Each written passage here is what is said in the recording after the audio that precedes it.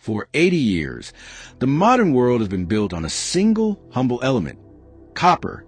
It is the nervous system of our civilization. But as we stand here in 2026, we have hit a physical ceiling that no amount of money can break. We call it the copper wall. Inside the world's most advanced AI clusters, electrons are moving so fast and generating so much friction that the very wires meant to carry data are turning into heating elements. We aren't just pushing the limits of computing. We are fighting the laws of thermodynamics. As AI models like GPT-6 and Gemini-3 scale to trillions of parameters, the heat generated is catastrophic. We are reaching a point where chips are literally melting their own cooling systems. Engineers are currently forced to throttle performance just to keep the hardware from self-destructing. The brute force era of electronics is over. You cannot solve a heat problem by adding more fans when the heat is coming from the atomic level of the wire itself. But the crisis isn't just inside the chip, it's outside in the streets. In 2026, U.S. data center electricity demand has nearly doubled. These digital warehouses now consume between 6 and 12% of the entire nation's power. In tech hubs like Northern Virginia, the grid is gasping for air. We're no longer asking if we have the best algorithms. We are asking if we have enough power plants to keep the lights on. This is no longer a tech race. It is a survival metric. The math is simple and it is brutal. If we stay on the path of the electron, the AI revolution stops here. The grid cannot handle load, and the silicon cannot handle the heat. To move forward, we have to leave electricity behind. We have to stop moving data with mass and start moving it with light. The era of the electronic chip is dying. The era of the photon has begun. In the world of high finance, every revolution has a killer app. For the age of light, it's a technology called co-packaged optics or CPO. For decades, we plugged optical cables into the outside of a switch. But in 2026, that's too slow. The industry is moving the lasers inside the chip package. By shortening the distance data travels from inches to millimeters, we aren't just saving space. We are cutting optics power consumption by a staggering 65%.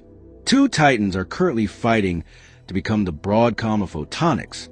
First, Broadcom itself. With their Tomahawk 6 platform, they've managed to break the 100 terabit barrier, creating the world's first production-ready CPO switch. But then there's Nvidia.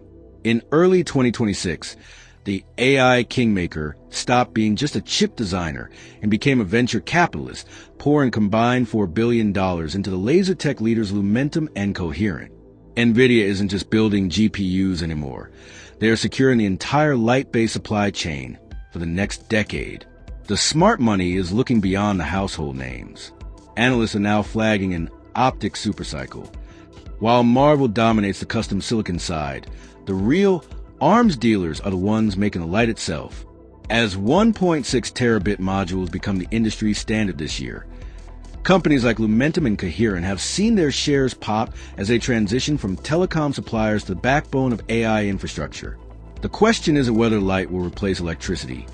It's which of these companies will own the lasers that power the 2030s.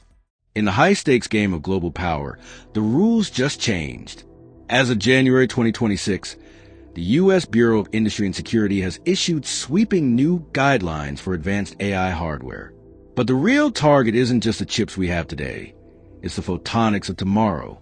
Washington has officially designated Silicon Photonics as a protected strategic domain. Why? Because if you can move data at the speed of light while your adversary is stuck with copper, you don't just have a better computer. You have a generational military advantage. The competition is fierce. In early 2026, Chinese researchers unveiled LightGen, a photon-based AI chip designed specifically to bypass U.S. export controls on traditional GPUs. Beijing isn't just trying to catch up. They are trying to leapfrog the entire electronic era. This has turned the CHIPS Act from an economic plan into a national security imperative. The U.S. is no longer just subsidizing factories. It is building a silicon shield designed to ensure that the most advanced laser integration technology stays behind Western borders. The $52 billion gamble the CHIPS Act was never just about bringing old jobs back. It was about buying time. Time to move from the copper wall of the past to the photonic frontier of the future. The factories we are building today in the Arizona desert aren't just for the chips in your phone. They are the birthplaces of the first light-based superpowers. The age of electricity is fading. The age of light is here.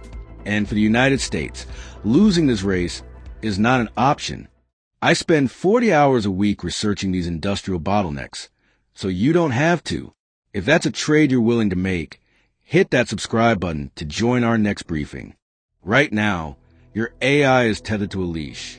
Every time you ask Siri or Gemini a question, your data travels hundreds of miles to a warehouse in Iowa, waits for a GPU to process it, and travels back. It's slow, it's power-hungry, and for things like autonomous drones or self-driving cars, that latency can be fatal. But the Edge AI revolution of 2027 is about to cut the cord. By shrinking photonic circuits down to the size of a fingernail, we are moving the brain of the data center directly into the device. The math of AI is essentially just massive strings of vector matrix multiplication. Doing this with electricity through copper is like trying to push a crowd through a narrow hallway. It creates friction and heat.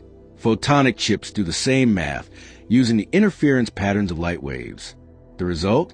They can perform complex AI reasoning at 98% accuracy, while consuming 90% less power than a traditional GPU. This is the difference between an AR headset that dies in 30 minutes and one that lasts all day. The next iPhone moment won't be a thinner bezel or a better camera. It will be the day your device can think locally, privately, and instantly without ever needing the cloud. Whether it's autonomous vehicles making split-second decisions or glasses that translate the world in real time, the future belongs to the light. The age of the cloud-dependent AI is ending. The age of the photonic edge is here.